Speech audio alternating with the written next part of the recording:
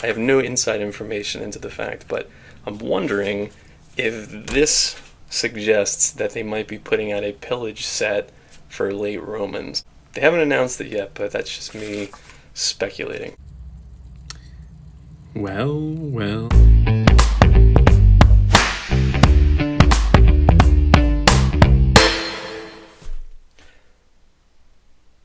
Hello, friends. It's Dan.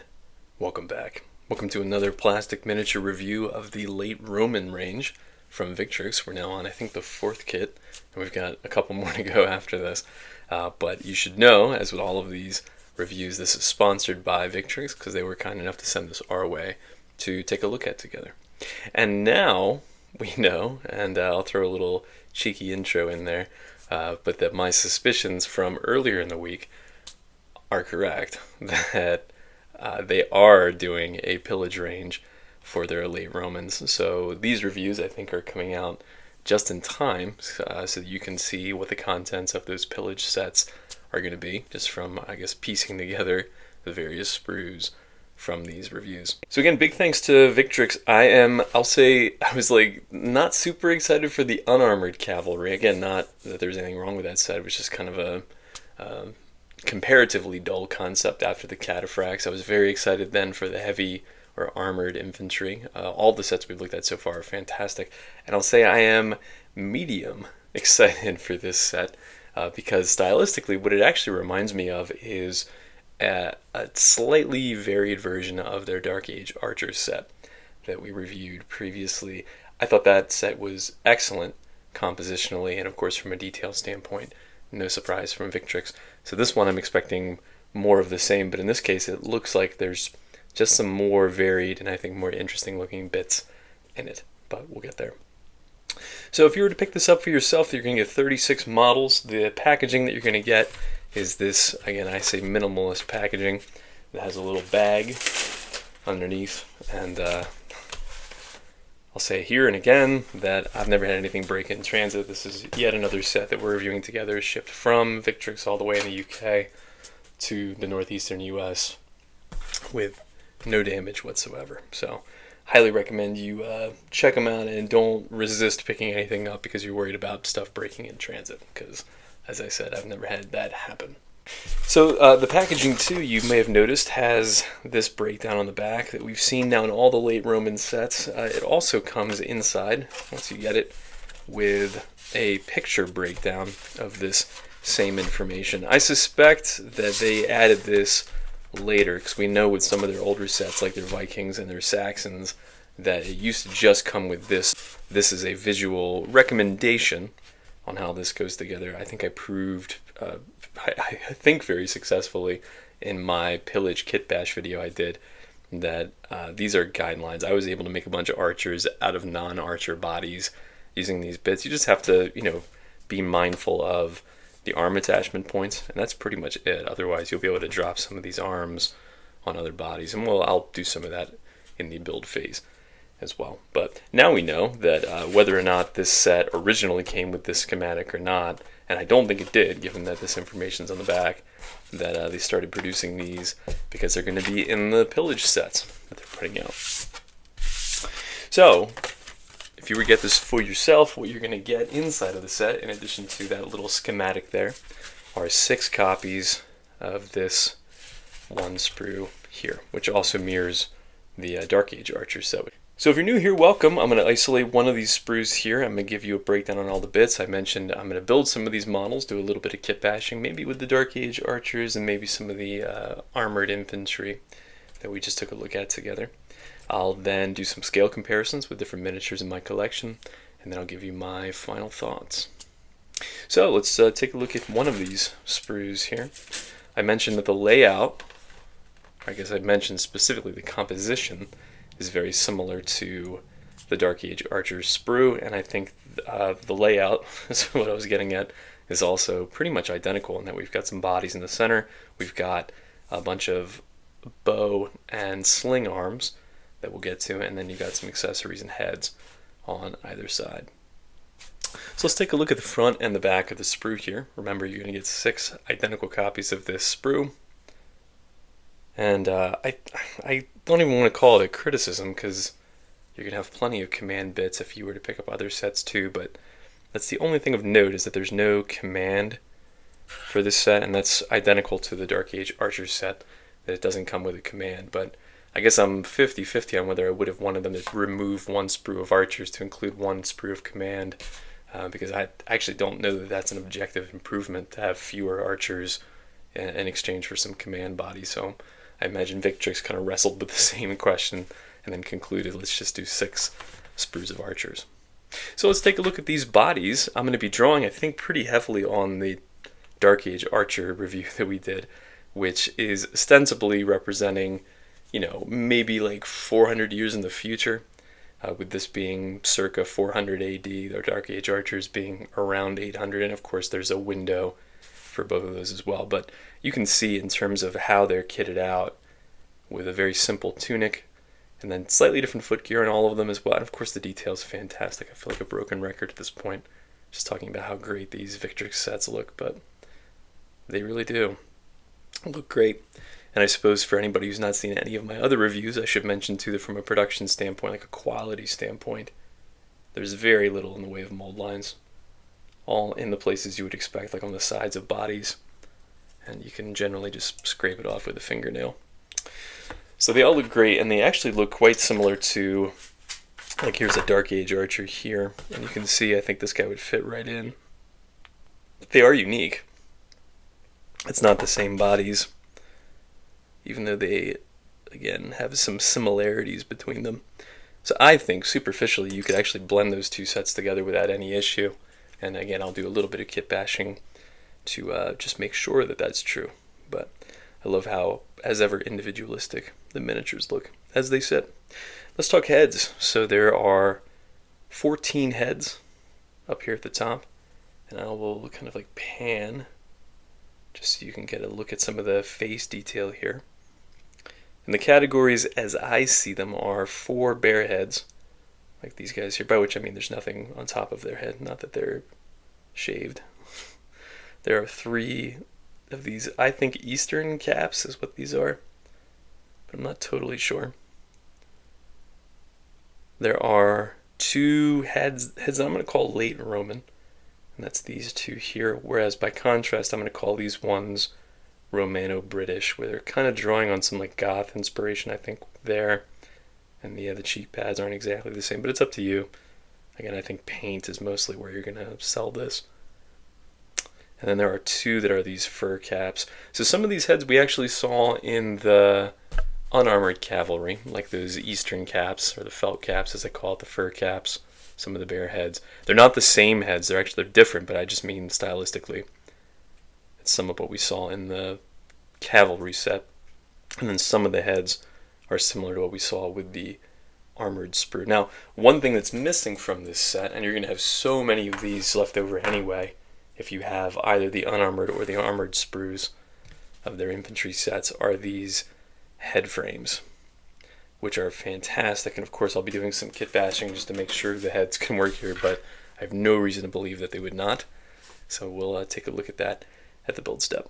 23 weapons. You may have noticed there's a lot of weapons on this. I think that's actually more than on the Dark Age Archer frame, by just a couple. The Dark Age Archer frame is also jam-packed. But I'll kind of move around the sprue sort of in a zigzag pattern here. You can see too, I guess it might help to bring a Dark Age Archer back in just for a second. So you can see the bow design is different on the Dark Age Archer sprue. A more simple short bow kind of design. Whereas here, they're all kind of this recurved bow. But you can see even from like a design standpoint, like here, you can see there's that counterpart here, but it's different, right? It's not the exact same bow. It's not like it just curved the bow. It's a different resculpted arm, but a similar concept. So I like that a lot. But anyway, there are 14 bows, all in this slight recurve design, or compound design. I know there are some archers among my subscriber base who can correct me there. There are 13 bows in shooting, not firing. I've learned my lesson on that. Shooting, knocking poses, kind of at rest poses. Really good mix, like we saw with the Dark Age Archers. And I've mentioned before, the only time I really see like flash on Victrix sets are with bits like this. You can see just a little bit there at the tip, but you can clean that up, no issue. And I love the variety. Really great. There are then a lot of slings, which is also a great addition. I think in total there are, let me count this up here, 9 slings of various types. So these 3 remind me of what we get on the Dark Age Archer Sprue, and in fact they might be the same. We know why fix what isn't broken, they look great. So 3 kind of traditional looking slings here. We then have 4, I think I counted, of these sling staffs.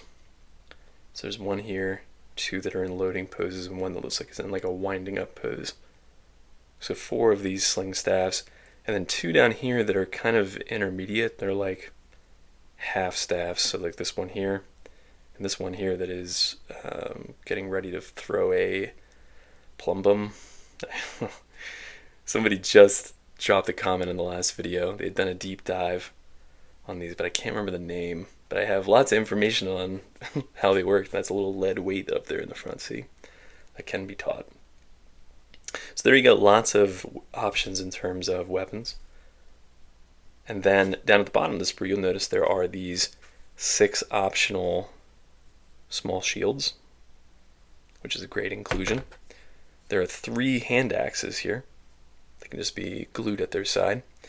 And then also different from the Dark Age Archers is the fact that you have 6 quivers. That was my only criticism, I think, of the Dark Age Archer frame, was that I think there are only 4 quivers to 6 bodies. There's still plenty of ways to include. You see all these like extra arrows in their hands to make it look like everybody has ammunition, but that was I think my only critique. So here you have 6 quivers to 6 bodies, which is great.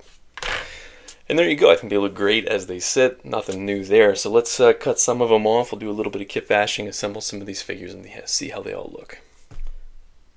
All right. I got some of these built up. I think they look pretty cool.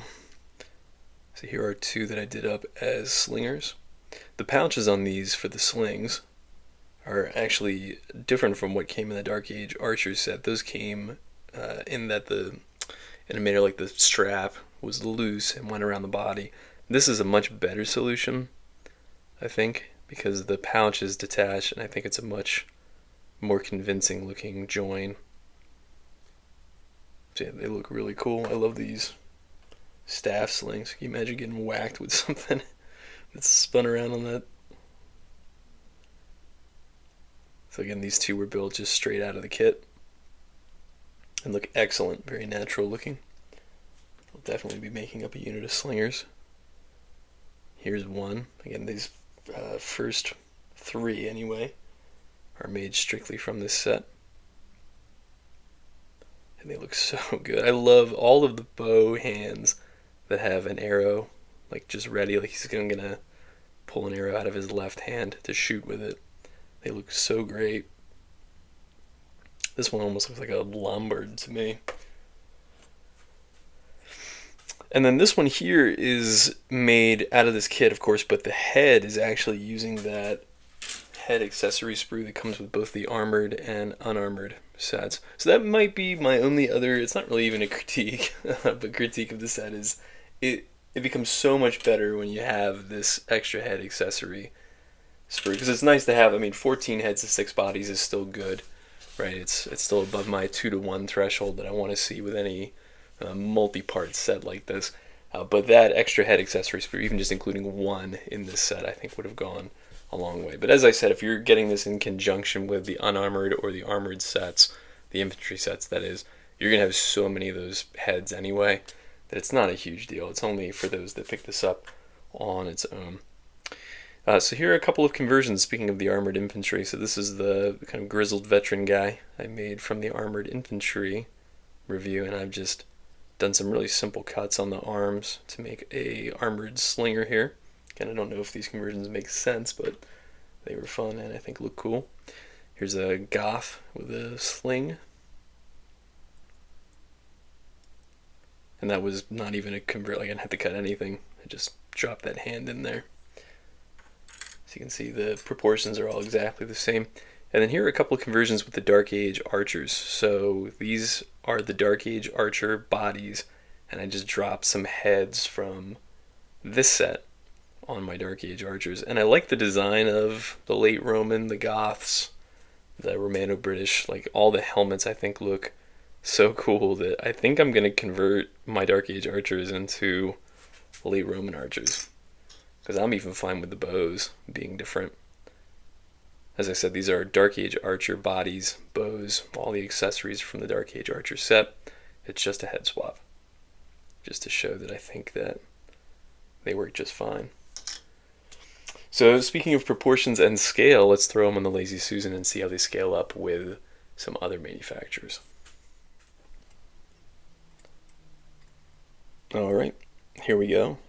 This is kind of surreal for me. Obviously, my videos follow a certain format, but just due to the way that I'm filming some of these videos back to back, and the way I have to set up this scale comparison shot, I just filmed this exact shot with some different miniatures, so it's kind of especially strange for me. But what I said then, and what I'll say now, is that you should pay attention to the splash or puddle bases there, as well as to know that the miniatures primed in white are from different manufacturers that are listed down in red on their bases. The bare plastic, of course, are this Victrix late Roman archer set.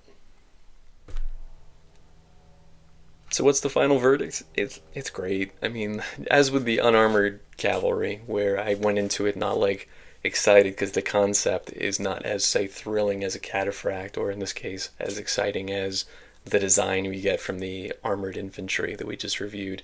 It's so versatile. Of course the details there. Of course you've got lots of options for the weapons.